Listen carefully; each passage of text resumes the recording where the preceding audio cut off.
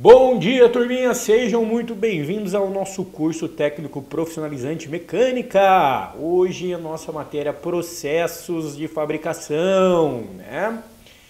Então hoje a gente vai iniciar aí com a nossa revisãozinha das nossas últimas aulas, para que no final da aula a gente consiga fazer a nossa avaliação, que eu tenho certeza que vocês não vão ter problemas em fazer, porque já sabem tudo. Já são praticamente técnicos formados, né? Muito feliz com vocês nas últimas avaliações, galera. Muito bom mesmo, tá? Estão indo muito bem. O professor fica feliz, é um feedback positivo pro professor, né? Significa que o professor está conseguindo transmitir, né, um pouquinho desse conhecimento para vocês, ok? Então tá, então vamos dar sequência, vamos para a nossa primeira revisãozinha. Vamos falar sobre elasticidade, galera. Lembra lá? Lei da mola. Né? Então, o que é elasticidade? Né? É o efeito da mola do metal, né? O grande Robert Hooke, lembra dele lá do Hooke? Nunca mais vamos esquecer, né? Então, lá no século 17, galera, percebeu isso? Ele disse o quê? A deformação é proporcional à força. Olha só que simples, né? Hoje, mas na época, né? Ninguém havia pensado. Ou seja, se você puxar um pouquinho, esticar um pouquinho, né? Se você puxar um pouquinho, você estica um pouquinho. Se você puxa o dobro, você estica o dobro. Né? Parou de puxar, ela volta ao normal.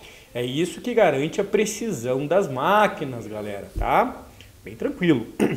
Mas não achem que só a mola é elástica, né? Todo metal é elástico até um certo ponto.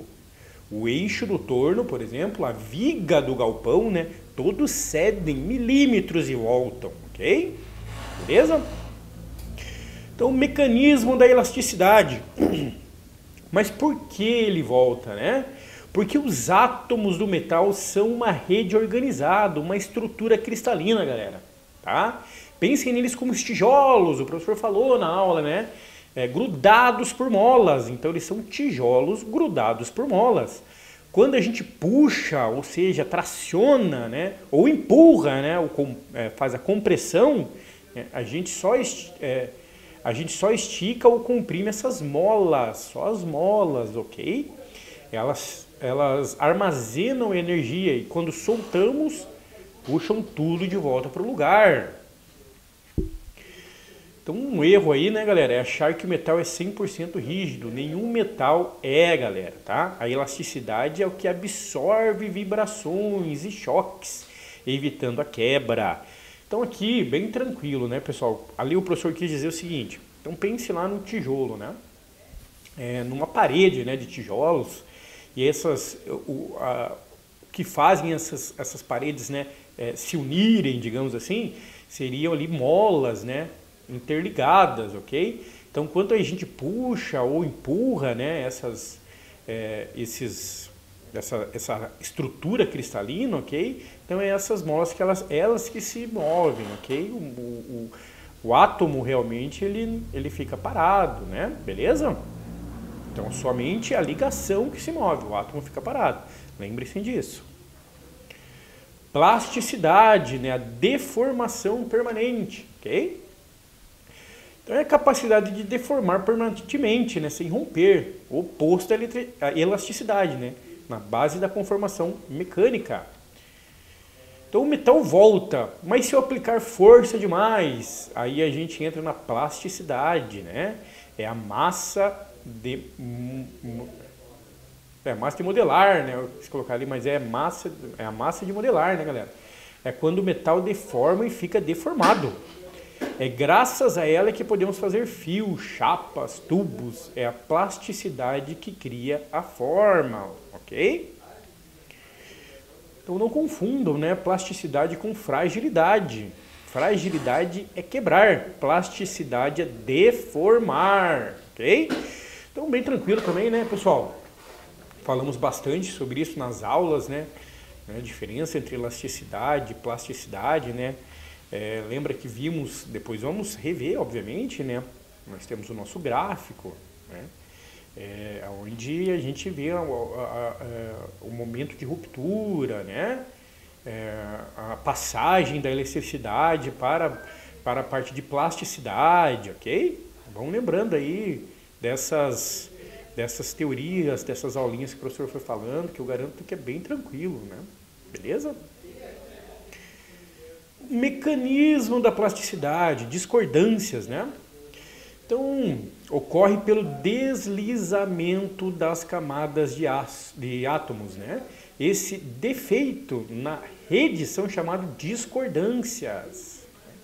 Se na elasticidade as molas só esticam, na plasticidade os tijolos, os átomos, escorregam né, uns sobre os outros e mudam de vizinho. Okay? Esse escorregamento acontece por causa das discordâncias. Né? É o defeito na pilha de tijolos que permite que ele se mova sem desmoronar. Então aqui, galera, então pensem lá, elasticidade, nós falamos dos átomos, ok? E esses átomos, eles são interligados com molas. O professor está dando um exemplo, né, galera, para vocês entenderem. Então eles são interligados por molas. Então quando a gente estica ou quando a gente comprime, essas molas, o átomo continua no mesmo local e essas molas que esticam e comprimem. Quando a gente está falando de plasticidade, não, plasticidade dos átomos, eles mudam de lugar, ok? Eles mudam de lugar, então é por isso que ocorre, então, a deformação permanente, ok? E essa mudança, né, de local, ela é chamada de discordâncias, tá, galera? Então lembrem-se, né, das palavrinhas, né, discordância, isso que é discordância, beleza? Então o processo de trefilação, lembra? Puxar um fio, né, o fio se alonga, ductibilidade, porque as discordâncias estão deslizando, ok? Então é isso aí que acontece, pessoal. Então, ductibilidade vezes maleabilidade, né? Ductibilidade, né? Deformação sobre tração, esticar, tá? Maleabilidade, né? Deformação por compressão, achatar. Pessoal, então lembre-se aí dessas palavrinhas, né? Ductilidade, né? Ductilidade, deformar sob tração, esticar. Maleabilidade, deformar sob compressão, achatar, tá? Então, dentro da plasticidade temos, né, dois sabores, digamos assim. Ductibilidade, né? Que é a capacidade de esticar feito chiclete sem quebrar, né? Quando a gente estica o chiclete aí, isso aí é ductilidade, ok? Maleabilidade é a capacidade de amassar, feito a massa do pão, sem quebrar, né? São primos, mas diferentes. Então o professor deu um exemplo aí do dia a dia para a gente ter uma noção, né, de como que isso funciona. Então quando a gente pensa em ductilidade, né, a gente está falando lá do chiclete, de esticar, né, o chiclete sem que ele ocorra a sua quebra. E a maleabilidade, né, é a capacidade de amassar. Então é igual a massinha do pão, né? Quando a gente pega a massinha do pão e fica amassando ali e ela não quebra, ok? Então eles são primos, né? Mas eles são diferentes, ok? Então um exemplo aí, cobre é o rei da ductilidade, né? Por isso que a gente faz, por isso que hoje a gente vê muito aí os fios, né, elétricos feitos de cobre, né? E o alumínio é o campeão da maleabilidade, né? Quando a gente fala lá em latas, né, as latinhas, que hoje a gente de refrigerante, né? Então, elas são as chapas, né? São muito fáceis, foi muito fácil da gente fazer, né, a moldagem nelas, né? A estampagem, né, galera? Estampagem. Então, erros comuns, pessoal.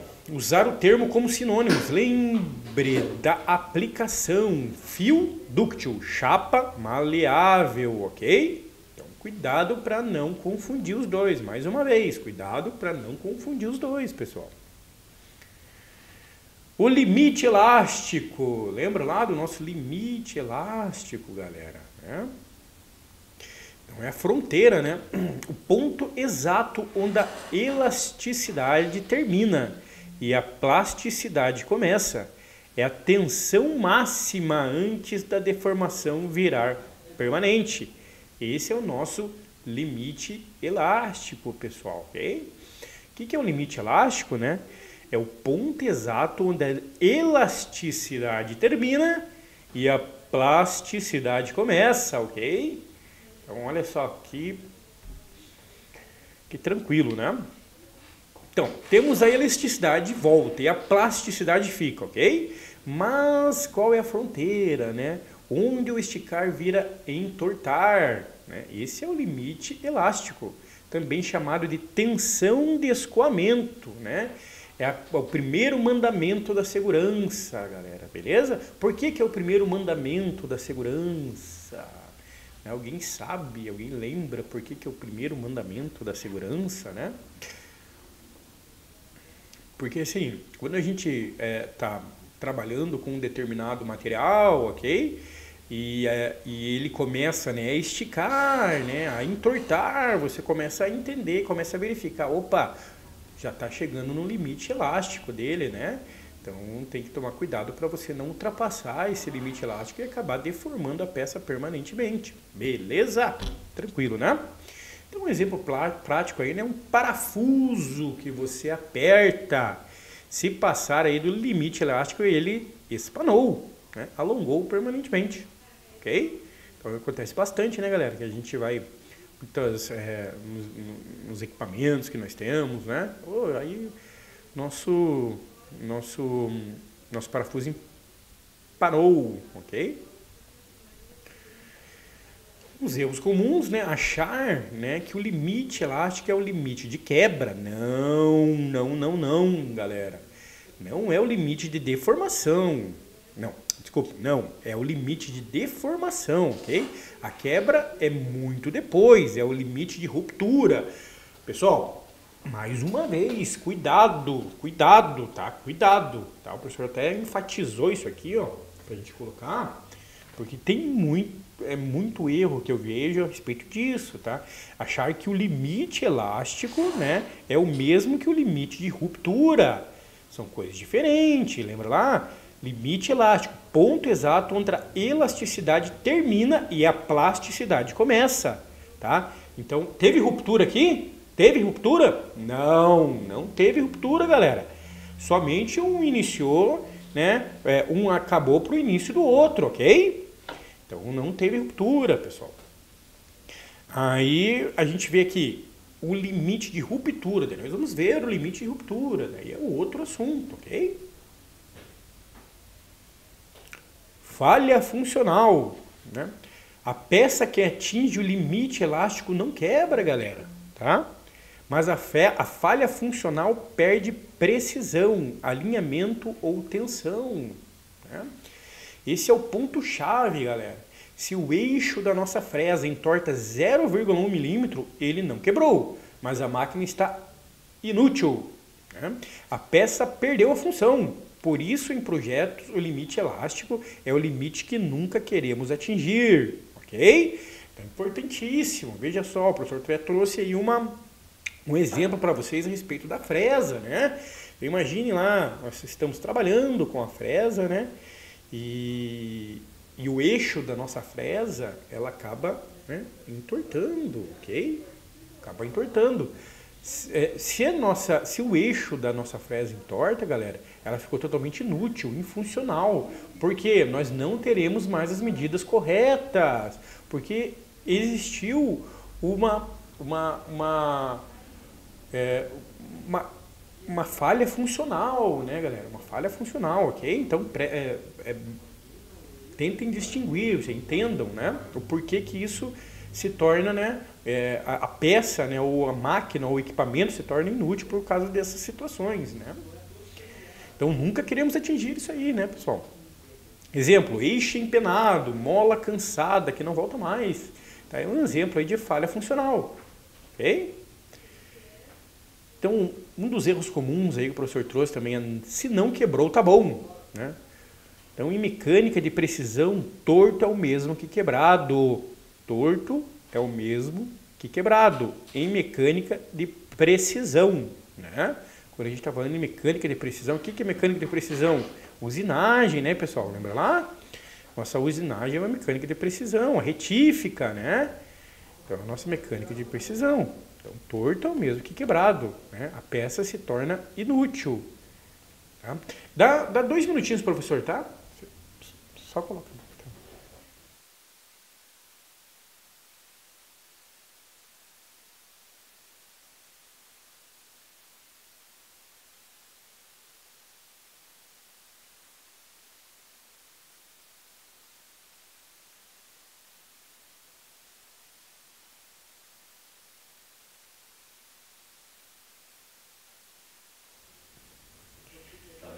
Beleza, pessoal. Desculpa lá, tá? Fui ver se era algo importante, mas não. Então vamos lá. Então, mais uma vez, né? Na mecânica de precisão, torto é o mesmo que quebrado, beleza? Fechamos esse assunto, né? Então pensem lá, mecânica de precisão, usinagem, né? A nossa retífica, tá? Então a gente tem que tomar bastante cuidado, beleza? A influência da temperatura, olha lá, mais uma vez vamos falar sobre isso. Lembra ontem falamos sobre isso, né? A influência da temperatura, né, nos nossos metais, nos nossos ferros, né? O calor aumenta a plasticidade, o frio diminui a plasticidade e aumenta o risco de fratura frágil, transição dúctil frágil, né, galera? Dúctil frágil. Então a temperatura muda tudo, né? O calor deixa os átomos mais soltos, então a plasticidade aumenta. É por isso que o ferreiro, né, quando aquece o aço, aquece o aço, né, galera? Okay? Já o frio trava o átomo, né? O metal fica duro, mais quebradiço. Lembra lá do Titanic, né, pessoal? Que o professor falou? Então, erros comuns, né? Achar que o metal frio é sempre mais forte. Ele é mais rígido, mas não mais tenaz. Ele pode quebrar como vidro, tá? Ontem a gente falou bastante, né, a respeito disso, né? Fizemos até a nossa provinha. E, então, não esqueça, tá vendo como se ligam? Uma complementa a outra, ok? Então, a influência aí da temperatura, dilatação, né, galera? Então, o calor faz o material expandir, dilatação, ok? Isso gera tensões internas que usam a elasticidade. Isso gera tensões internas que usam a elasticidade, beleza? E o calor também causa outro efeito elástico, a dilatação, né? O metal esquenta, os átomos vibram mais e ele cresce, ok? E quando ele cresce, ele empurra tudo ao seu redor com uma força gigantesca. Um exemplo prático aí, exemplo prático, né? Lembra lá do trilho do trem, galera? Lembra? Eles têm um espaço, junta de dilatação, que nós falamos, né? Sem esse espaço, o sol esquenta o trilho e ele dilata. Empurra o vizinho e entorta tudo, parece um macarrão. Então, pessoal, bem tranquilo, né? Falamos a respeito da junta de dilatação, né? Lembram lá da trilha do trem, o professor mostrou, né, a imagem, né? Onde os trilhos do trem, eles têm um espaço livre, ok? Para que, se caso, né, ocorra essa dilatação, não acabe, né, deformando totalmente aí o trilho, pessoal, beleza? Então isso aí é a nossa dilatação, né? E o espaço, né, fica aí a junta de dilatação. E a gente não tem só, né, nos trilhos do trem, quando a gente fala também em pontes, né, pessoal? Também lá nas pontes nós temos aí a junta de dilatação, né, para que não ocorra também esse tipo de situação, ok? E o que é um encruamento? O que é um encruamento, né? Deformação plástica a frio, né? Aumenta a resistência e a dureza, mas reduz a ductilidade, né? Quando a gente deforma o metal a frio, dobra um clipe, por exemplo, né? As discordâncias, né, os desfeitos se embolam, fica mais difícil mover elas de novo. Resultado, o metal fica mais duro e mais resistente. Isso é o encruamento. Encruamento, galera, tá? Então tome cuidado, dobrar e desdobrar um arame várias vezes, né?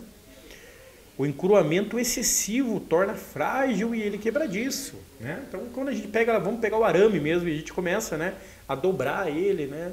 Dobrar, girar.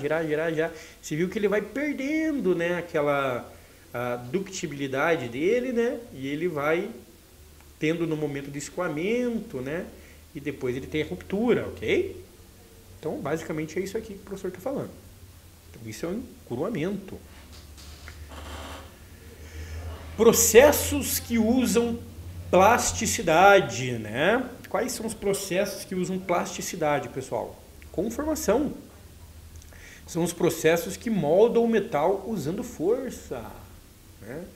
O encruamento e a plasticidade são a base da família de processos chamado conformação mecânica, né? É o amassar industrial. Laminação é o rolo de macarrão que faz chapa. Forjamento é o martelo que faz a biela. Trefilação é o que faz o fio. Todos usam a plasticidade. Beleza, pessoal? Então, quando a gente fala em plasticidade, a gente está falando do quê? Tá? Do que nós estamos falando? Plasticidade. Laminação, né? Estamos falando de forjamento, né? Estamos falando de trefilação, né? Estamos falando de estampagem, né? Que é o amassar ali. Beleza? Então, é importantíssimo vocês tenham essa... lembrarem, né? Lembrarem dessas situações, ok? Então, forjamento comprime, laminação achata, trefilação estica, estampagem prensa, né? Então, mais uma vez lá, forjamento, muito bom, Bruno, isso aí. Forjamento comprime, laminação achata, galera, trefilação estica, estampagem prensa, beleza? Lembre-se desses nomezinhos aí, pessoal, beleza? E com certeza vamos ter perguntas, né, a respeito disso. Tenho certeza disso. Então, um gráfico, né, completo aí da nossa zona elástica, zona plástica, né, o limite de ruptura, ok, galera? Então, vamos lá. Então, aqui, quando nós temos aqui do A até o B, tá? Até o B aqui, galera, até aqui, né? Nós temos a faixa de tensão em que a deformação é transitória, no qual o corpo retorna ao seu estado original após cessar o efeito. Então, pessoal, daqui até um pouquinho antes do Bzinho aqui, beleza, pessoal? Um pouquinho antes do Bzinho ali, quando nós paramos, né, ou cessamos a força, vamos dizer assim, né, cessamos a força, o material ele volta a seu estado natural. Ainda a gente consegue voltar ele a seu estado natural, ok? Então ele está ainda aonde que ele está ainda, pessoal? No limite elástico, né? Então ainda ele está no limite elástico, ele está na elasticidade, né? Ele está dentro do limite elástico, dentro da elasticidade, ok? A partir daqui, galera, a partir daqui, chegou no pontozinho lá, né? Chegou no pontinho, tá? Então ele está no limite de tensão que, ultrapassado, a deformação do material é permanente, tá? Passou aqui, aí já é permanente, beleza? Aí nós temos aqui o escoamento, lembra lá que o professor falou? Né? Entre o B e o B'linha aqui, ó, B e o B'linha, nós temos o escoamento, estado no qual as moléculas se reorganizam, absorvendo e redistribuindo esforços com tensão aproximadamente constante. Tá? É aquela questão que o professor falou a respeito do arame, né? Enquanto a gente vai girando o arame aí, ele está nesse momento aqui, ó, momento de escoamento, né? Depois lá do B'linha até o C, galera, né, nós temos a zona elástica, ok? Zona elástica. Faixa de tensão em que o material passa a ter deformação permanente, mesmo depois de retirada a ação da força. Tá? Então, como o professor falou, depois daqui, né, já na entrada ali do escoamento, então já estamos aí na zona elástica, né? Plástica, estamos na zona plástica, tá? Então, dentro dessa zona plástica, o material agora ele já não volta ao seu estado original, ok? Ele ainda, agora ele já deformou, beleza? Deformou e é dessa forma que ele vai ficar, né? Então, quando a gente chega ali na C até a D, nós já temos a zona de ruptura, pessoal. Aqui, o material ele se rompeu, né? Não, ainda não, pessoal, tá? Então, ele ainda não se rompeu aqui, né? Ele ainda está na zona, de ruptura, beleza? Chegou aqui no Rzinho aqui, né? Chegou aqui no Rzinho, no final, no pontinho D aqui, aí nós chegamos no limite de tensão que, se ultrapassado, o material acaba por se romper, né? Aí sim nós temos aqui no limite de ruptura. Esse é o nosso limite de ruptura. Passou daqui, pronto, acabou. Beleza? Então, bem tranquilo, né, pessoal? A gente falou sobre isso bastante, né, nas aulas, e é bem didático, né? Não tem muito o que falar, tá bem claro isso aí dentro, ok? Então, mais uma vez, né, do A ao B, zona elástica, região da mola, onde o material volta, né? Do Bzinho ao C', do B' até o C, né? Região de conformação, onde ele se deforma. E depois nós temos o limite de ruptura, né? Que o professor colocou errado aqui, tá, galera? Não é limite elástico aqui, não. É limite de ruptura, tá? Tem que ser um Rzinho aqui, né? Tensão máxima antes de quebrar, ok? Beleza? Então, mais uma vez, né? Então, vamos lá. Vamos olhar o mapa completo. Gráfico de tensão versus deformação. A parte AB é a elasticidade, né? O joelho, né? O limite o limite elástico, né? A curva B' até o C é a plasticidade, onde acontece o encruamento, né? E o pico lá da montanha, esse seria o limite de ruptura, né? O máximo que ele aguenta antes de quebrar. Nós técnicos trabalhamos ou na zona elástica, quando falamos em molas, né, galera? Ou na zona plástica, quando falamos em conformação. Então, pessoal, bem claro aqui, né? O que está dizendo aqui? O professor traz todas as informações necessárias para vocês aqui, né? Todas as informações necessárias. Então, tá aqui, ó. Nós técnicos trabalhamos ou, tá? Zona elástica ou na zona plástica. Está dizendo alguma coisa que nós técnicos trabalhamos num limite de ruptura? Está dizendo alguma coisa que nós técnicos trabalhamos no limite elástico? Não, né, pessoal? Então, nós trabalhamos aqui na zona elástica e na zona plástica, beleza? Zona elástica e zona plástica. Tá? Bem tranquilo, né? Então, pensem nisso, né, pessoal? Pensem nisso. Tentem converter essa informação, né, na prática aí para vocês entenderem como que isso vai ser usado no dia a dia. Tipos de esforços, tá? A elasticidade e a plasticidade respondem a 4 esforços, pessoal. Tração, compressão, flexão, torção, tá? Então, mais uma vez, tipos de esforços.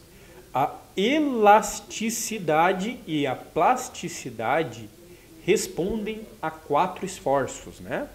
Quais são eles? Tração, que é o quê? Puxar. Compressão, que é o quê? Empurrar, né? Flexão, curvar. Torção, girar, beleza? Então, tração, aqui nós podemos colocar a mola, né? É ruim de escrever, que o professor é ruim para escrever, ainda mais que isso aí. Então, a compressão, empurrar, podemos colocar a mola também, né? Porque a gente também puxa e também, né, faz a compressão com a mola, né? Curvar aqui, galera, aqui que a gente pode colocar como curvar a nossa régua, né? Quando a gente pega a régua assim, curva ela, né? Tá curvando, pega as duas extremidades da régua e curva, né? Então, é a flexão. E a torção, que é girar, quando a gente gira, né? Vamos pensar quando a gente limpa a casa, né? Tem aqueles os panos, né? Daí a gente faz a torção, né? Para retirada de água, né? Beleza? Então lembre-se, turminha, tudo isso, né? Que falamos, não acontece só quando a gente puxa a tração, mas acontece quando a gente empurra a compressão, quando a gente dobra a flexão ou gira a torção. Cada esforço desses testa o limite elástico e plástico do material de um jeito diferente, ok? Então vamos lá, mais uma vez. Todas essas informações que nós falamos ali do gráfico, né, do limite, né, da zona plástica, da zona elástica, tá? Elas são utilizadas aonde? Em todas essas informações aqui, nessas 4 esforços, nesses 4 tipos de esforços. Tração, compressão, flexão e torção. Aonde que a gente vê todos esses esforços aqui, né, pessoal? A gente vê lá na conformação mecânica, né? Então, quando a gente vai trabalhar, né, com os aços, beleza? Então, lembrem-se. E o papel das normas, né, pessoal? SAI, DIN, ASTM, ok? O técnico não adivinha, né, o limite elástico. Ele consulta as normas, né, pessoal? Então, nós temos a SAI lá nos Estados Unidos, né, que é foco em aços. Aí nós temos lá SAI 1020, SAI 4340. Lembra lá? SAI 1020, né? Por que é 1020? Porque tem 0,20% de carbono, né? Mas nós temos a DIN, que é lá na Alemanha. Foco em dimensional, DIN 933, mas para parafusos, ok? Nós temos a ASTM nos Estados Unidos também, foco em ensaios e materiais. ASTM A36, uma viga, né, galera? Mas como que eu sei que o limite elástico do aço, né, que chegou na oficina, eu adivinho? Claro que não, né? Eu consulto as normas. As mais famosas são essas que o professor falou, né? Então a SAI classifica os aços por números, 1020, 1045, a DIN muito usado para parafusos e a STM usada para vigas e ensaios. Técnico de verdade sabe ler o certificado do material. Pessoal, mais uma vez, né? Mais uma vez. Comprar um determinado material, vamos verificar o certificado desse material, né? Para ver se esse material está dentro das especificações corretas que foram solicitadas, né? Não vai chegar lá, chegou o teu material, já chega lá e já vai começar a usinar, ou já vai começar, né, a trabalhar, a estampar esse determinado material. Tome cuidado, leia no certificado, verifique se realmente é esse produto que foi realmente solicitado, né? Aí lá no certificado vai ter, né, quais são as normas que estão sendo utilizadas. Vai ser a SAI, vai ser a DIN, vai ser a ASTM. Então daí vocês vão saber quais, né, para quais funções esses materiais podem ser utilizados através das normas, né, pessoal? Bem tranquilo, ok? E o cálculo do limite elástico, né? Lembra lá, pessoal, que a gente viu o cálculo do limite elástico, né? Então a tensão, né, que é o limite elástico, é a força dividida pela área. Básico, né, pessoal?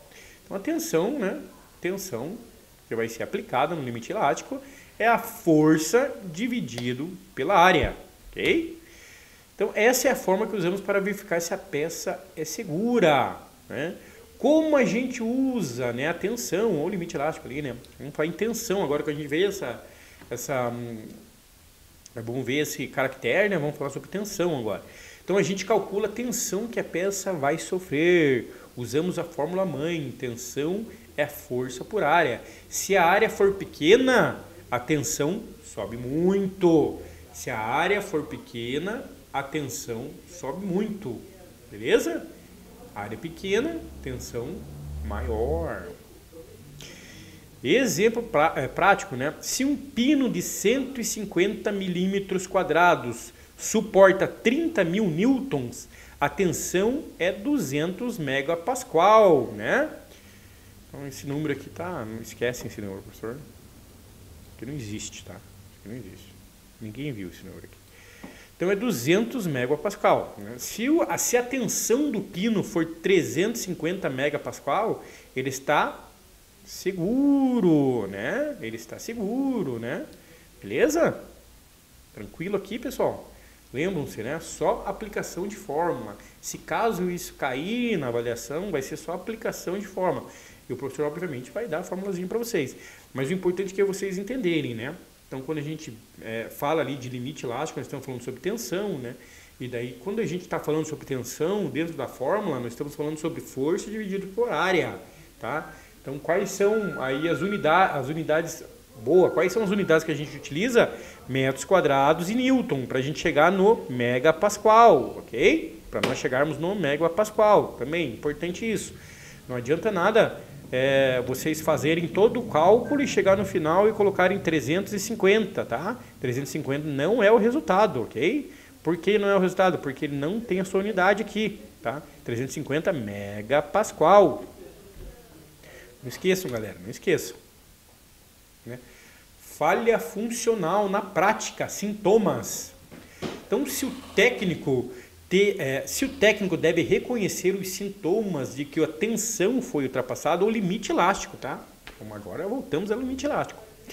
Então, como que isso acontece? Parafuso alongado, espanado, mola cansada, não volta ao tamanho original, eixo com leve empenamento, né? Vibrações excessivas, ok? Então, na manutenção, vocês não vão ter tempo de calcular, né, galera? Ah, vou fazer... Pera aí, todo mundo, que eu vou fazer agora o cálculo. Pera aí, eu vou pegar aqui e vou fazer... Não, vocês têm que ter o olho clínico. Olho clínico. Quais são os sintomas do limite de escoamento foi atingido? Qual é o sintoma que o limite de escoamento foi atingido? O parafuso que não aperta mais, alongou, né? A mola que ficou cansada, ela está frouxa. O eixo que começou a vibrar, né? Do nada. Então ele empenou. Isso é o material pedindo socorro, galera. Isso é o material pedindo socorro, né? Então a gente viu também, né? Isso nas aulinhas, né? Então tomem cuidado, né? Limite elástico, o parafuso não está dando mais aperto, a mola não está mais voltando à sua forma original, ok? O eixo começou a vibrar, por quê? Porque ele empenou, aí ele sai do seu balanço, né, pessoal? Então prestem bem atenção em todas essas situações aqui. Isso é muito importante, né? Então aí que a gente sabe, né, que o limite elástico aí foi atingido. Não podemos... pera aí, pessoal, que eu vou fazer o cálculo aqui para ver se realmente é isso que está acontecendo. Claro, você pode até fazer mais tarde, depois, né? Mas esse olho clínico vocês têm que ter, e vocês vão ter, galera. Nossa, eu falo porque é necessário, né? Mas eu garanto para vocês que quando vocês estiverem dentro do setor, depois do conhecimento mais, né, profundo aí e unindo, né, o conhecimento teórico com o conhecimento prático, que é o essencial para um bom técnico, né? Na verdade, um excelente técnico, né? É quando você consegue trazer, né, essa parte do conhecimento, a base teórica que a gente chama, né? E unir ela com essa experiência, né? Então, toda vez que vocês vão chegar... eu falo bastante isso, até estava conversando com o professor aí na feira, né? Nós estávamos conversando sobre isso. Como era importante a gente trazer, né, a base teórica junto com a prática, né? Porque hoje, né, nós temos muito... A gente fala em mecânica automotiva, vamos dizer assim, que os caras são muito bons mesmo, sabem certinho o que deve ser feito, né? Mas o que acontece, às vezes por conta aí de não ter a base teórica, né? Eles utilizam materiais diferentes, ou seja, materiais que às vezes são muito mais caros, né? Que se eles conhecessem, eles podiam, né, utilizar um outro tipo de material, beleza, pessoal? Então, o nosso intervalinho, né? Vamos sair para o nosso intervalo, então, nós já voltamos para a próxima aula. Tchau, tchau, galera! Bom dia, vamos voltar, né, nossa revisãozinha. Pessoal, tem alguma coisa grudada na tela aí, alguém consegue ver para o professor, por favor? Na câmera. O professor não está conseguindo enxergar vocês.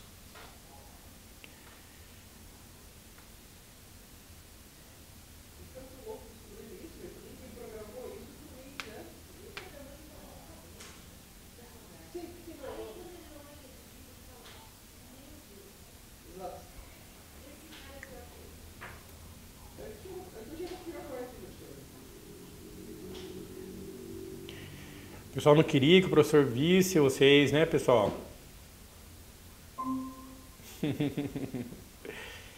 Ah, tá certo. Bora lá, pessoal? Vamos voltar para a nossa revisãozinha? Então vamos seguir aqui, pessoal. Vamos seguir. Nosso tempo tá curto hoje. Então, o nosso fator de segurança, né, pessoal? Lembra lá?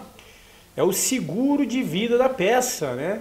Um número sempre maior que 1, que usamos para trabalhar com uma tensão abaixo do limite elástico, né? Então nós temos ali a tensão admissível, né, que é igual a tensão, né, dividido por o fator de segurança.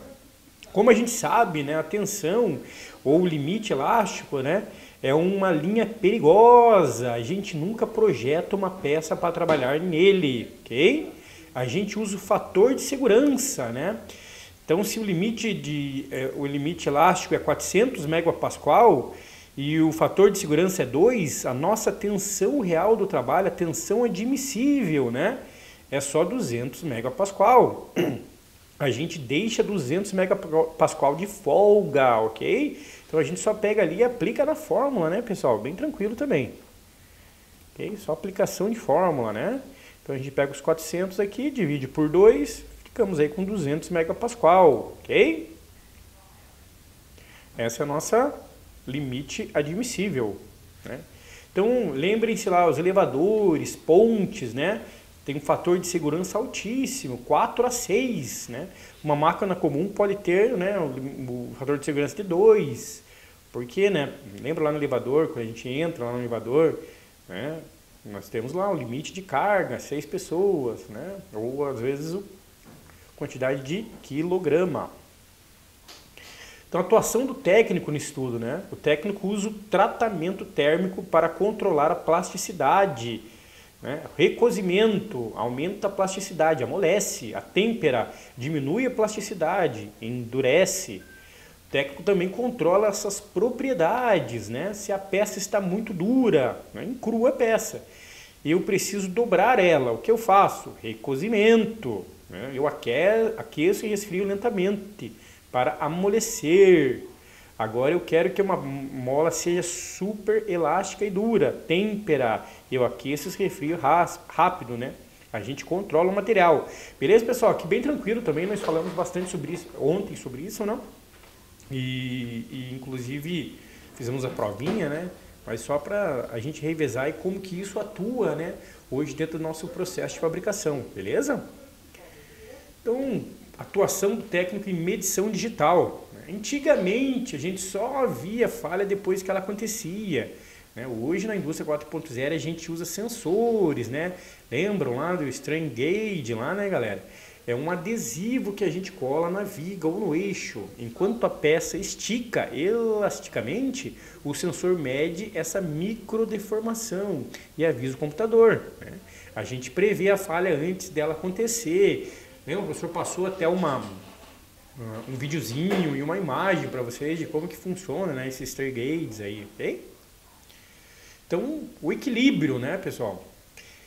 Elasticidade, resistência e plasticidade, moldagem são complementares. A elasticidade garante que a peça funcione. A plasticidade garante que a peça possa ser fabricada, ok? Então o que vimos até aqui, né? Vimos que o metal tem duas personalidades. A elasticidade, que é a capacidade de aguentar o tranco e voltar, né? E a plasticidade, que é a capacidade de ser moldado, né? Um eixo de motor precisa de 99% elástico. Uma chapa de carroceria precisa ser 99% plástica, né? Durante a fabricação, beleza, pessoal? Então, mais uma vez, até aqui, pessoal, tranquilo? Alguma dúvida? Alguém ficou aí com alguma dúvida a respeito desses temas que nós abordamos até agora, elasticidade e plasticidade? Beleza, tá bem tranquilo, né, galera? A gente falou bastante isso, o professor foi até aí na sala no dia, né? E a gente falou a respeito, né, de plasticidade, elasticidade, falamos a respeito também, né, do nosso gráfico, né? Então, acredito que esteja bem tranquilo para nós, né? Então, o mapa dos processos de fabricação, né? Então, revisão as 4 famílias de processo, né, pessoal? Deformação, plasticidade, lembra lá? Esprêmio sólido, né? Exemplo, forjamento, ok? Solidificação, que é a fundição. Esfria o líquido, exemplo, bloco do motor, né? A usinagem, que é a subtração, corta o sólido, exemplo, tornear. Sinterização, metalurgia do pó, aquece o pó, lembra lá? Bucha, né? Precisa de precisão, galera, precisa de precisão, usinagem. Preciso de forma complexa, oca, fundição. precisa de resistência, forjamento, né? Precisa de 1 milhão de peças pequenininhas, sinterização, ok? Lembre-se lá, né? O professor Pastor também alguns videozinhos, né, a respeito de todos esses processos, né, galera? Então, mais uma vez, precisa de precisão, usinagem, precisa de formas complexas, ocas por dentro, vários canais, né, vários furos, fundição. Precisa de resistência, né, forjamento, deformação, ok? Precisa fazer várias peças, a gente utiliza aí a sinterização. O poder do metal líquido, fundição, moldes e modelos, né? Então, nas últimas aulas a gente revisou, né? A gente falou sobre esticar e amassar o metal, né? Plasticidade. Mas se eu quiser fazer um bloco de motor cheio de buracos e canais, não dá para espremer ela não, né? A gente precisa de outra família. Hoje vamos revisar a fundição, né? A arte de derreter o metal, transformar em líquido e dar forma a ele, né? Então, qual que é a origem da fundição? Então, a fundição é a segunda família que vimos, né? Esqueçam as discordâncias agora. O conceito aqui é outro, derreter, né? A gente pega o aço, ferro ou alumínio, leva ele a 1.500 graus, transforma num suco, né, de metal, e aí derrama esse líquido numa forma, né, o que a gente chama de molde. O metal esfria, solidifica e a peça sai com o formato exato do molde, beleza? Lembra lá, pessoal, o professor também mostrou alguns videozinhos, né, a respeito de fundição, como que funciona, né? Então, fazer um exemplo prático, aqui é a associação, né, pessoal? Associação, né? Quando a gente vai fazer um gelo, né, a gente tem as forminhas de gelo lá, a gente coloca a água ali, ok? Naquelas forminhas e elas ficam no formato, né, da forma, né? Tem vários tipos de forminha. Aí você coloca lá o líquido e faz da maneira que vocês acharem necessário, né? Qual que é o erro aqui, galera, comum, né? Achar que fundição e forjamento são a mesma coisa. Fundição é líquido, forjamento é sólido. Então, pessoal, mais uma vez, fundição, nós derretemos o metal, líquido, nós estamos trabalhando na forma líquida. Forjamento, nós batemos no metal, né? Então, ele é sólido, né? Nós estamos amassando ele, ok? Beleza? Lembre-se desses dois temas aí para vocês não se confundirem lá na hora, beleza? Por que fundir, né? A vantagem, né? Então, mas por que derreter o metal, né? Que dá tanto trabalho. Pela liberdade de forma, eu consigo fazer peças ocas, com curvas, com canais internos, né? Coisa que nenhuma outra família faz. Pense num bloco de motor, mais uma vez, cheio de canais de água, de óleo por dentro, né? Não dá para esculpir isso, mas dá para fundir, ok? Então, bloco de motor, tampa de bueiro, né? Estátuas de bronze, panelas, ok? Oi, Nini, pode falar. Oi. Tem uma professora do curso técnico.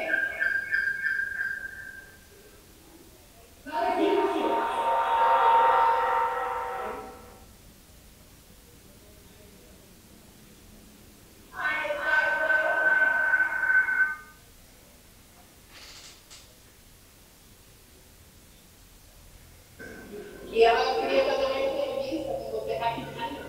Claro, Sobre o curso. pode ser sim. Beleza.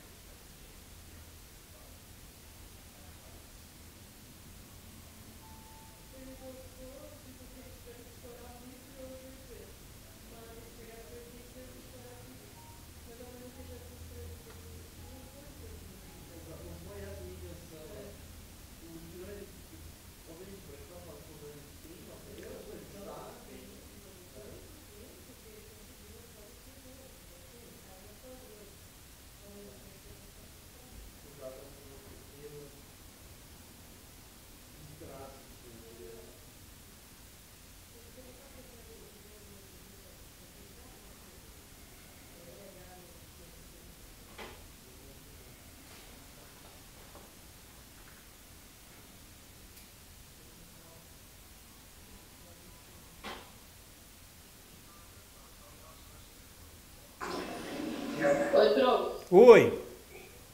Os alunos vão perguntar aí, tá bom? Tá bem?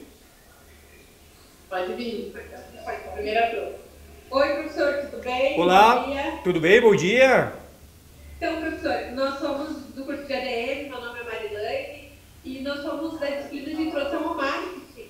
A gente está trabalhando com todos os cursos que nós temos aqui na escola, que a escola oferece, para falar um pouquinho de cada curso. A gente vai fazer vídeos apresentando os cursos. Então, eu estou com uma dupla aqui que quer saber um pouquinho mais desse curso de mecânica, como funciona. O professor topa responder algumas perguntinhas básicas de como funciona o curso? Claro. Ah, então tá certo. Então nós temos aqui 2 alunos que vão se apresentar para o professor e fazer algumas perguntinhas. Tá Se bem. porventura o professor daí não conseguir ouvir alguma coisa, a professora ali vai auxiliar daí para digitar essas coisas, tá bom? Sem problema. Então, desde já eu agradeço muito a disposição do professor e muito obrigada. Imagine. Até mais. Tchau, Até. Tchau, tchau.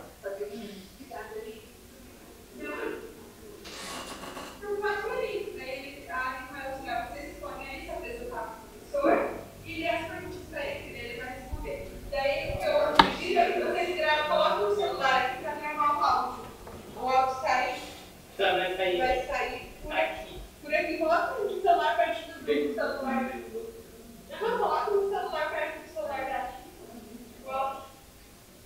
Dá pra mudar um pouquinho? Tem aqui na frente. Vou ficar de pé um pouco agora. Vou ficar de pé um pouco. Coloca o celular gravando lá. Bom dia, bom dia.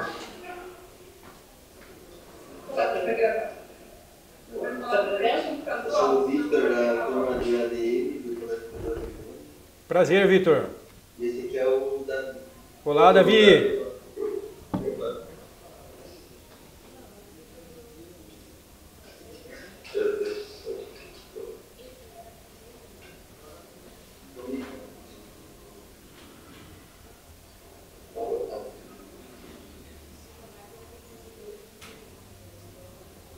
Pode perguntar. Mas eu tô fazendo isso, deixa eu achar.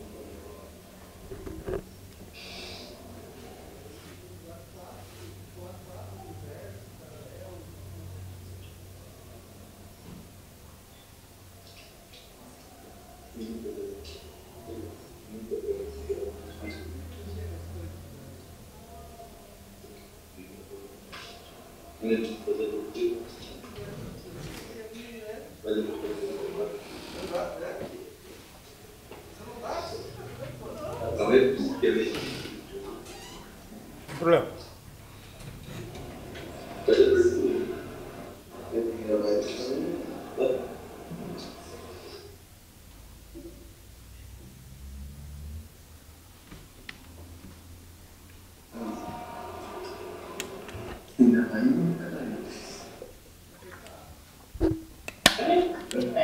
Bom dia, professor. Como vai? Bom dia, tudo bem e vocês? Então, eu sou aluno do Teodoro Luana, eu sou do curso de administração e eu estou fazendo um trabalho da matéria de introdução ao marketing entrevistando cada matéria dos cursos. Legal. Qual é o seu nome? Meu nome é Carlos Antônio de Souza Filho. Então, eu gostaria de saber o que os alunos aprendem no curso de mecânica. Hoje o curso de mecânica que é oferecido pela escola, nós aprendemos tanto a matéria mecânica, que é a ciência, né? Que traz a física e a química. Nós aprendemos desenho técnico, né? Como a gente modela, né, uma peça com as suas dimensões corretas, como que a gente passa essa peça depois para a máquina para ela ser fabricada, ok? Nós trabalhamos também com tecnologia dos materiais, como que esses materiais se comportam, né, dentro da fabricação, quais são os tipos de materiais que nós utilizamos hoje para a realização dessa fabricação, dentro do processo de fabricação, né? Nós também trabalhamos com a manutenção desses equipamentos, então o ciclo de vida desse equipamento. Então ele nasce conosco normalmente através de um desenho, nós fabricamos esse produto, né, e depois a gente controla o ciclo de vida dele, falando em máquina, em equipamentos, né? Então a gente faz a manutenção diária, preventiva, preditiva, nós fazemos a manutenção às vezes corretiva desse determinado equipamento, tá?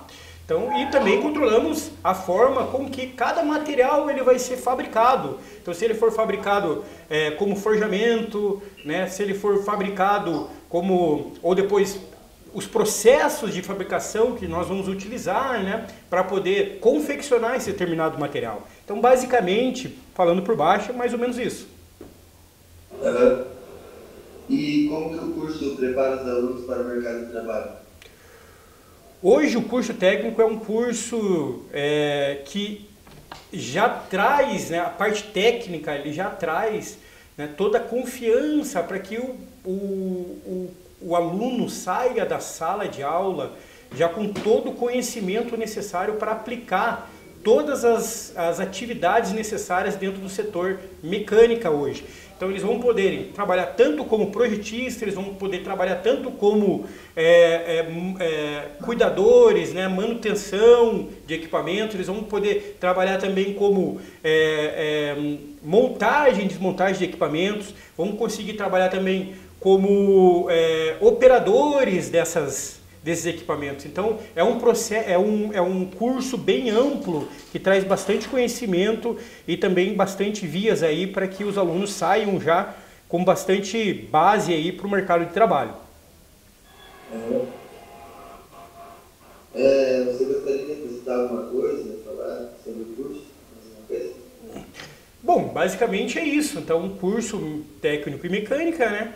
Os nossos alunos hoje, né, através desse curso que é ministrado, eles conseguem desde a parte de desenvolvimento de um projeto, né, saem, né, da sala de aula já conseguindo fazer um projeto inteiro, né, trazer desenvolver uma ferramenta, desenvolver um equipamento, né, e depois sim fazer a parte de conseguir fazer a produção desse equipamento, né, através dos materiais, através das conformações mecânicas que nós aprendemos e depois manter o ciclo de vida desse equipamento até que ele, né, não consiga mais trabalhar da forma correta, beleza? Então é mais ou menos isso aí. Tá bom então, professor, essa entrevista. Obrigado. Beleza, tchau, tchau. Obrigado. Imagine. Então, galerinha, vamos continuar com a nossa revisãozinha, tá? Vamos dar um up aí pra gente terminar essas revisões antes do nosso tempo aí da avaliação, ok? Mas estamos quase no final. Então, por que fundir, né, galera? Né? Mas por que derreter o metal, né? O professor falou já que dá tanto trabalho pela liberdade, mas nós temos a liberdade, né, da forma, ok? Então a gente consegue fazer vários produtos, né? Utilizando aí a fundição, ok? O fundir, né? Então pense que a gente não consegue às vezes, né,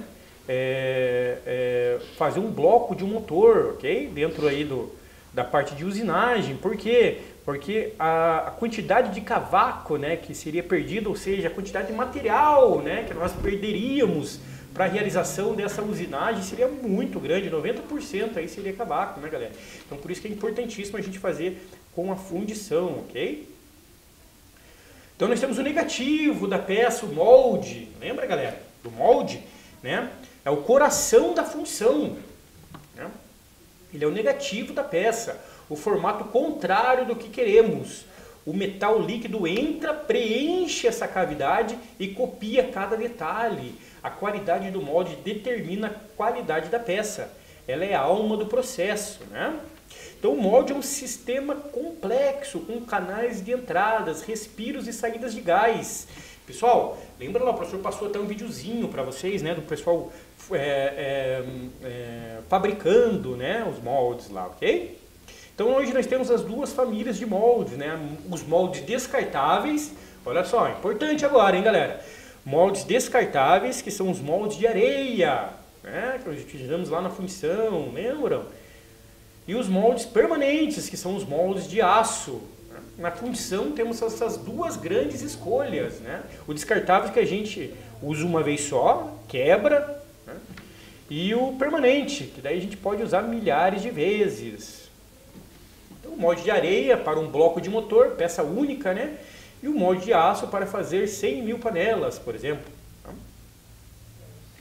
Então, um erro comum, use o molde de aço para poucas peças. O custo do molde permanente é altíssimo. Ele só compensa em produção em massa. Galera, então vamos lá. Pense lá, o molde de aço, ele é muito caro, pessoal, muito caro. Aí você não vai fazer, vai fazer o investimento, né, para fazer uma determinada peça só. Então utiliza-se o molde de areia. Por quê? O molde de areia, por mais que a gente, né, faça uma vez somente com ele, mas você consegue reciclar a areia, né? Então você pode, de repente, utilizar para um próximo, beleza? E o modelo, né, galera? O modelo é a maquete da peça. É ele que cria cavidade no molde de areia. E como a gente faz o buraco na areia, né? A gente usa o modelo. O modelo é a maquete da peça, geralmente feita de madeira ou de plástico. A gente coloca o modelo na caixa, compacta a areia ao redor dele e depois tira o modelo. O buraco que sobra é o molde. Beleza? Qual que é a diferença de molde e modelo, galera? Vocês conseguem identificar isso? Dá um joinha, professor, se vocês conseguiram entender qual que é. Ótimo, Bruno, muito bom, é isso aí. Muito bom, muito bom. Então, Breno, ótimo. Então, a diferença de molde e modelo, hein, pessoal? Tomem cuidado, tá? Então, o modelo é aquele que nós fabricamos ele também, né, o modelo, só que a gente coloca ele na areia, ok? Depois a gente retira o modelo, né? Ficando o que lá dentro? O molde. Então, daí tem o molde. Aí sim a gente faz, né, a injeção do metal, beleza? Então, bem tranquilo, ok? O macho, né, criando furos internos. Essa é a parte genial, né? E se a peça é oca, como bloco de motor, a gente usa um macho, né? O macho é um bloco de areia especial, né, no formato do furo que eu quero. Eu coloco ele dentro do molde, e o metal líquido preenche ao redor dele. Depois que a peça esfria, eu quebro o macho e o furo aparece, beleza? Então, cuidado, o macho se move, o macho precisa ser perfeitamente fixo dentro do molde. O macho não se move, galera, tá? O macho, um erro comum é o macho se mover, então ele não pode se mover. O macho precisa ser perfeitamente fixado dentro do molde. O macho, ele fica fixado dentro do molde, ele não pode se mexer, para não flutuar quando o metal líquido entrar, é óbvio, né? Você está fazendo lá um canal, e se você faz um macho, né, nesse canal, ele fica se movendo, obviamente, esse furo, né, esse canal, ele não vai ter as suas propriedades, ok? Não vai servir. E o molde de areia, né, galera, que a gente falou. Tá, vamos focar mais no mais usado, que é o molde de areia, né? Mas não é areia de praia não, pessoal. Vou pegar areia de praia e pronto, né? Não. Pessoal, eu lembro lá quando a gente fez o nosso quiz, algumas pessoas erraram aqui, lembra lá? Então, o nosso molde de areia, ele é feito de uma silica especial misturado com argila para dar liga e água, tá? Então, ele é misturado com epóxi? Ele é misturado com epóxi, galera? Ele é misturado com tinta verde? Não, né? Então, olha só. Ele é misturado, é uma silica especial misturada com argila e água. Beleza? Então, a gente chama de areia verde por quê? Porque ela está úmida, não pela cor, né? A gente compacta essa lama no modelo e ela seca formando molde. Então, molde descartável. Mistura de areia, sílica, argila e água. Vantagens do molde de areia: custo baixo, simples de fazer, aceita geometrias complexas, ideal para peças grandes, né? Não vai me fazer uma moedinha lá de molde de areia, né, galera? Então, por que a gente ainda usa, né, areia, né? Porque é barato, versátil, serve para qualquer metal, aço, ferro, bronze e para qualquer tamanho, desde uma engrenagem pequena até um bloco de navio. É o trator da fundição, o tratorzão da fundição. As desvantagens, né, do molde de areia: então ele é descartável, né, cara? Ele é lento, né? Acabamento irregular, áspero, menor precisão dimensional, menor precisão dimensional. Então a precisão e acabamento é um grande problema, né? A peça sai cascuda, áspera, as medidas nunca são exatas. É claro, é lento, né? E claro, é lento, né? Para cada peça eu tenho que fazer um molde novo e quebrar o antigo, não serve para alta produção. Então o molde de areia ele serve para alta produção? Um molde de areia não, mas você consegue fazer vários moldes de areia, né? Então eu vou fazer um bloco de motor. Se eu precisar de um bloco de motor, beleza. Mas, né, igual o professor mostrou lá, né, nas indústrias aí de fundição, né, as indústrias trabalham com fundição, então eles têm os barracões, né, e são quilômetros aí e cheio de molde de areia, né, então são vários moldes de areia, beleza? Molde metálico permanente, olha só, hein, pessoal. Então, o molde reutilizável, né? Aço ou ferro, o metal é injetado, fundição sob pressão ou vertido, né, através da gravidade. Se eu quiser fazer 1 milhão de peças rápido e com precisão, né, aí eu uso o molde metálico permanente. É um molde caríssimo, feito de aço, que abre e fecha. O metal líquido é injetado lá dentro, esfria rápido. O molde abre e a peça cai. O molde fecha e o ciclo se repete.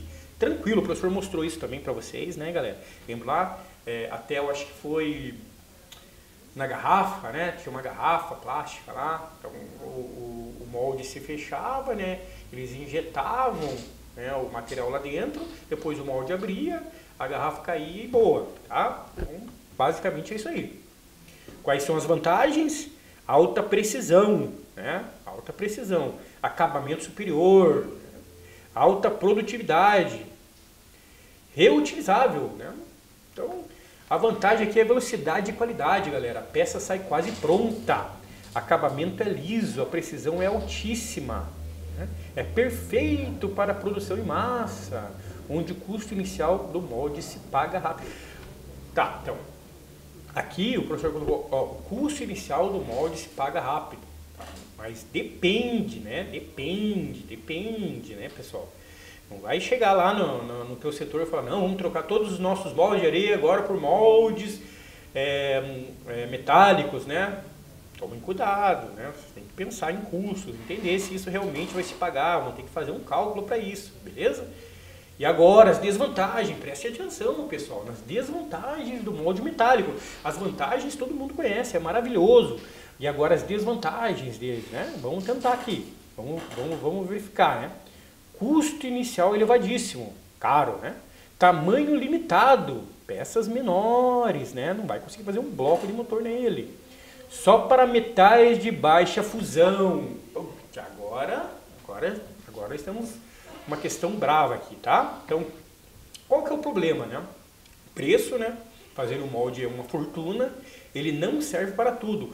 Eu não posso fundir aço ou ferro fundido, que derretem a 1500 graus Celsius. Por que eu não posso fazer isso, galera? Senão ele derrete junto, pois ele é um molde de metal, né? Metálico, né, galera? E a gente já aprendeu, se a gente, né, aumenta a temperatura no metal, o que acontece? Então, preste atenção, eu não posso fundir aço ou ferro fundido, que derretem a 1500 graus, senão o molde vai derreter junto, ok? Então o molde metálico só serve para metais de baixo ponto de fusão, como o alumínio e o Zamac.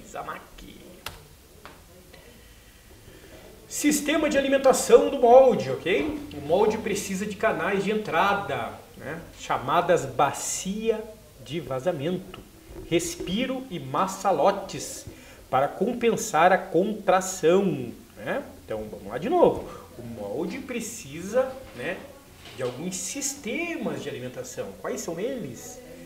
Canais de entrada, respiro e maçalotes, ok? Então o molde não é só um buraco na peça, ele tem um sistema circulatório, né? Tem a bacia de vazamento, onde o metal, né, vai adentrar, ok? Os canais de distribuição que levam o metal, né, percorrendo, né, os canais para que ele, obviamente, componha todo o material. Isso aqui é importante, galera. Os respiros, né, para o ar sair e não criar bolhas, né? Se o ar não sair, ele fica preso e cria... Eu mesmo me adianto. Então, se o ar não sair, ele fica preso e cria bolhas, né? A porosidade na peça, ok? Muito cuidado, galera. Muito cuidado, muito cuidado, muito cuidado. Mais uma vez. Então, dentro do sistema de alimentação, né? Dentro do sistema circulatório, do molde, né? Nós temos a bacia de vazamento, que é onde, obviamente, o líquido vai entrar, né? O metal vai entrar, né? Aí nós temos os canais de distribuição, por onde vão passar, né? Por onde eles vão passar o metal, né? E os respiros, é onde vão sair, né? O vapor, né? O ar, né? Para que não crie bolhas, ok? Então, erros comuns, vazamento muito lento ou muito rápido. Né? A velocidade de vazamento é controlado para evitar turbulência, que causam bolhas, ou resfriamento precoce, que causam falha de preenchimento. Pessoal, vazamento muito lento ou muito rápido. A velocidade de vazamento é controlada. Por quê? Para evitar turbulência. O que causa turbulência? Bolhas. Ou resfriamento precoce, que causa o quê? Falha de preenchimento. Ok? Então, tomem cuidado com esses teminhas aí, galera. O professor deixou destacado para vocês. O professor é muito bonzinho. O papel do maçalote. O papel do maçalote é um reservatório extra, galera, de metal líquido, né? Ele alimenta a peça enquanto ela esfria, encolhe, contrai, evitando buracos, que a gente chama de rechupes, né? Lembram lá dos rechupes? Eu lembro também que algumas pessoas erraram isso lá no nosso quiz, né? Então, o maçalote, né, é a peça mais inteligente. Todo metal, quando esfria, ele encolhe, né, galera? Ele contrai. Se eu não fizer nada, o meio da peça vai ficar com um buraco, né? Chamado rechupe. O maçalote é o tanque de combustível extra do metal quente, né? Então, que ele fica em cima, né? Enquanto a peça encolhe, o maçalote vai alimentando ela, né? Garantindo que ela fique maciça, ok? Então, papel do maçalote, tá? Ele fica em cima, ok? Ele é como se fosse um tanque de combustível, né? É como se fosse um tanque de combustível extra com metal, né? Enquanto a peça encolhe, o maçalote vai alimentando essa peça, tá? Porque você já derramou tudo que tinha que derramar. Mas lá no maçalote ele tem um reservatório, onde ele vai alimentando, enquanto a peça vai, né, contraindo, ele vai alimentando para que essa peça, né, fique totalmente maciça, ok? Esse é o papel do maçalote, pessoal. Então, porosidade, bolhas, é um problema nosso aí, ok? É um defeito comum. Bolhas de gás, ar ou vapor, que ficam presas no metal sólido. Pesadelo da fundição, né? Se chama porosidade. São bolhas. Se a areia está muito úmida, ela gera vapor. Por quê? Porque ela muda de estado físico. Não a areia, né? Mas a água que está, né, tá junto ali com a areia, ela muda de estado da matéria, né? Passando aí de líquido para gasoso. Se o ar não tem por onde sair, né? Respiro entupido, o respiro dela está entupido, ela fica presa, o metal líquido passa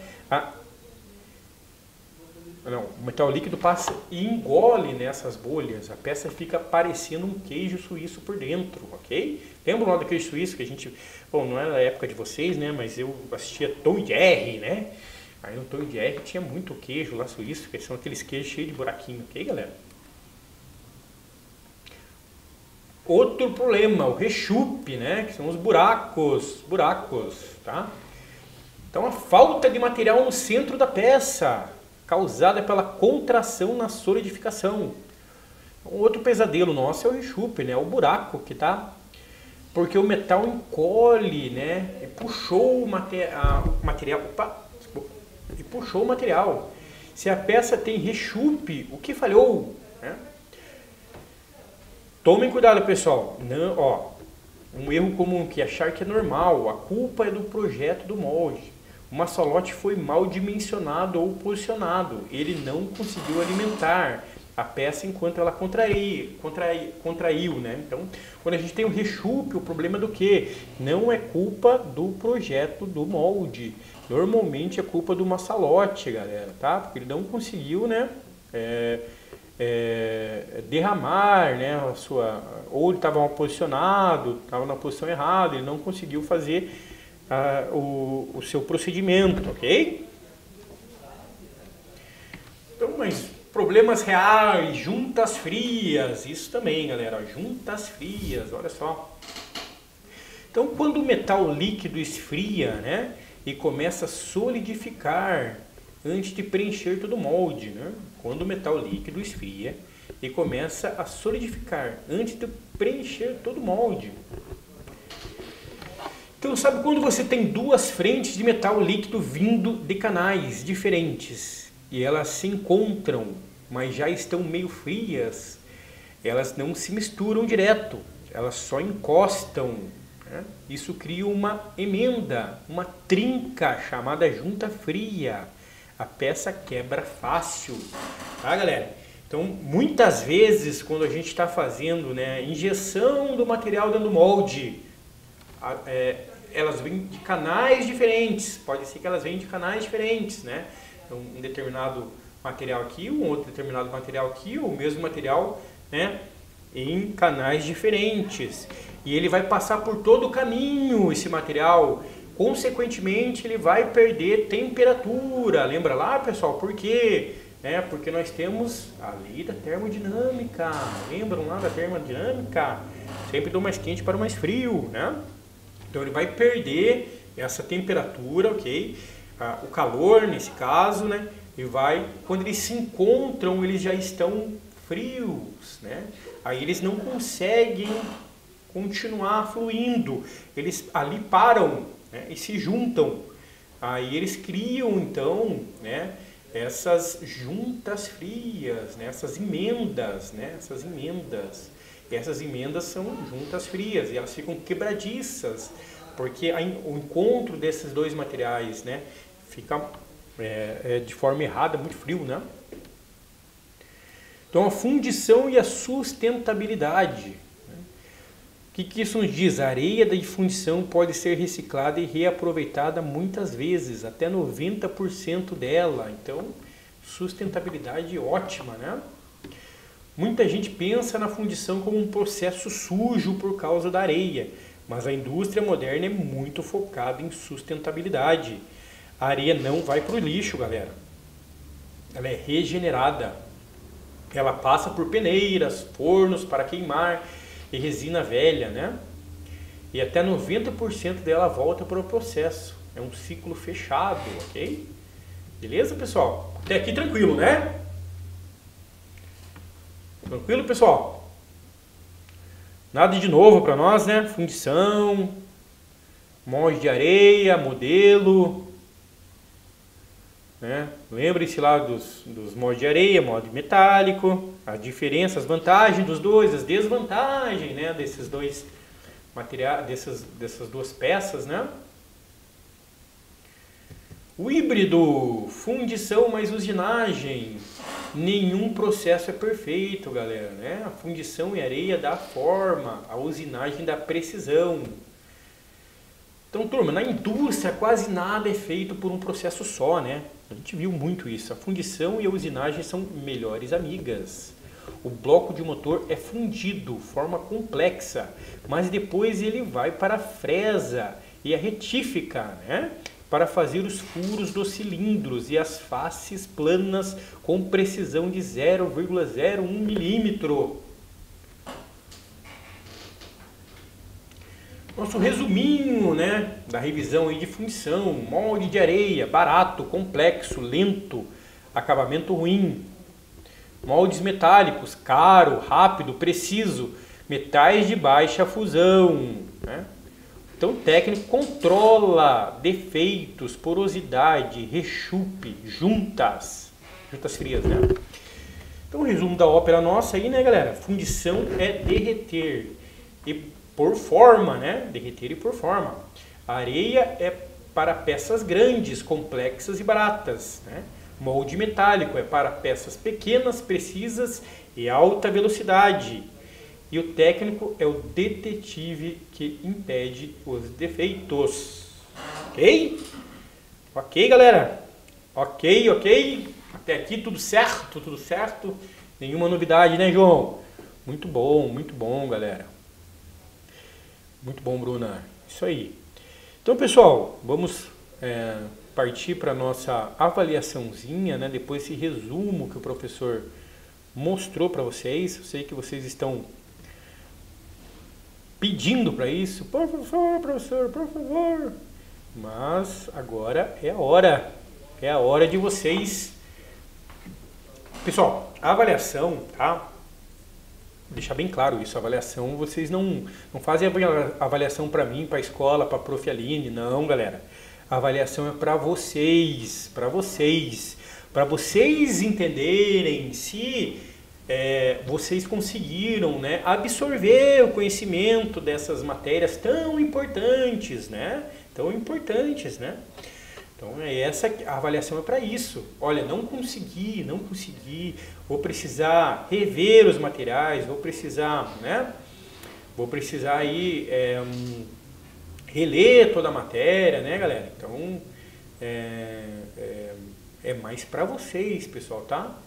Então, se vocês mesmos estão se avaliando, né? Beleza?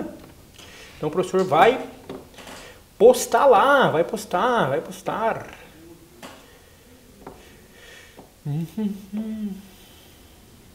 E aí, galerinha?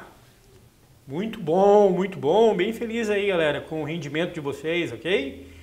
Foram muito bem, parabéns, pessoal, excelente mesmo. O professor fica muito feliz porque o professor consegue entender, né, que o conteúdo está sendo absorvido, pessoal, isso é bem importante. Lembra que o professor falou, a avaliação é para vocês, né? Então vocês estão de parabéns. Agora vocês sentam, olham e falam, estou de parabéns porque eu fui muito bem. Muito show de bola, galera, show de bola. Muito bom. O professor vai colocar a tela aqui, ó. Pode colocar para mim na tela, faz favor? Só o professor ficou preocupado aqui, galera, com essa questãozinha. O que aconteceu nessa questãozinha, galera? Hein? Analise os exemplos industriais de conformação plástica, ok? A primeira lá, laminação, é um processo de achatar o metal entre rolos para fazer chapas e trilhos, né? Usando a maleabilidade, ok? Correto? Perfeito, né? Então nós achatamos, né? Lembra lá do material e a gente faz a chapa, ela passa lá nos rolos, né? É igual quando a gente faz pão, né, galera? Então a gente passa aquela massa nos rolos lá, nos cilindros, né, para ele ficar, né, mais fino, ok? Aí nós temos o forjamento, né? Comprime o metal a quente ou a frio. Sim, nós temos forjamento tanto quente quanto frio. Lembra que o professor mostrou o vídeo lá? Forjamento a quente e o forjamento a frio. Beleza? Tá aí ok.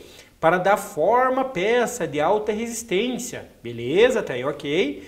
Melhorando-a ao orientar os seus grãos do metal. Beleza? Isso aí. Até aqui ok. Forjamento, beleza. Correto também. A estampagem, né? Exemplo, fazer latas, estampagem. É um processo que usa ductilidade.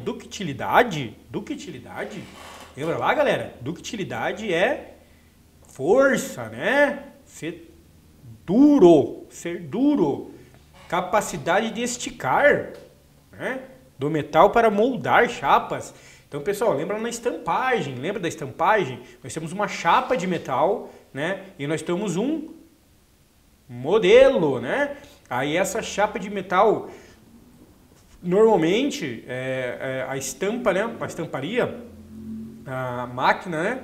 Ela bate essa chapa de metal nesse modelo e a chapa ela fica conforme o modelo, né? Então ela ela tem que ser maleável, né, galera? Ela não pode ser duro, senão eles não iam conseguir, né, deformar essa chapa, né?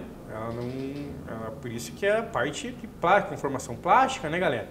Então não, a 3 está errada, galerinha, tá?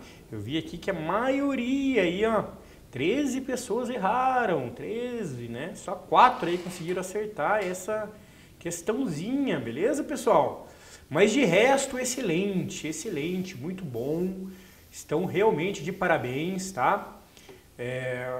Fico muito feliz que vocês estão, e assim, dominando essa parte, galera. Agora o restante, vocês vão ver que vai ser tudo baseado agora nessas teorias, né? Então os próximos módulos que vocês tiverem, né, vão ser tudo baseados aí, tudo nessa teoria. Agora o resto vai ser tranquilo para vocês, pessoal, tá? Parabéns, parabéns mesmo aí a todos por essa vitória, né, de vocês, vitória de vocês. Como o professor falou, o professor é apenas aqui um instrumento, né? Uma liga, né? Uma liga do conhecimento, né, com vocês, ok? Então o professor é apenas esse instrumento, passa o conhecimento, mas quem tem que absorver, quem tem que, né, ir atrás das informações, né, buscar, né, sempre ser o melhor, tem que ser vocês, né, pessoal? Vocês que são os maiores responsáveis, né? Beleza? Então, muito bom mesmo. O professor ficou muito feliz, tá? Eu sei que agora é 11h45, né, pessoal? A gente ainda tem mais uns minutinhos aí, mas o professor não preparou uma aula, nada aqui. Então, vamos falar um pouquinho. O que vocês acharam? Vai contando, professor.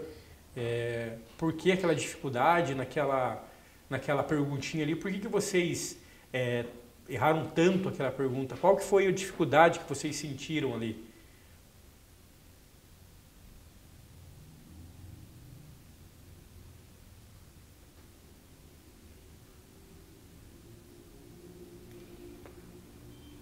Hein, pessoal? Qual que foi a dificuldade ali que vocês sentiram naquela perguntinha lá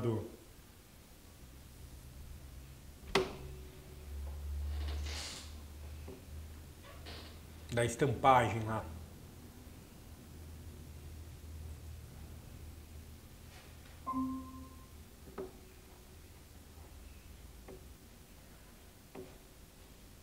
Foi falta de atenção? O que vocês acham? O professor sempre fala, né, pessoal? Vamos ler, né? Ler e interpretar. Interpretação de texto, ela é essencial, né? Então, a interpretação de texto a gente tem que realmente analisar, né, o que está escrito ali. Toma cuidado porque qualquer palavrinha, né, acaba confundindo, né?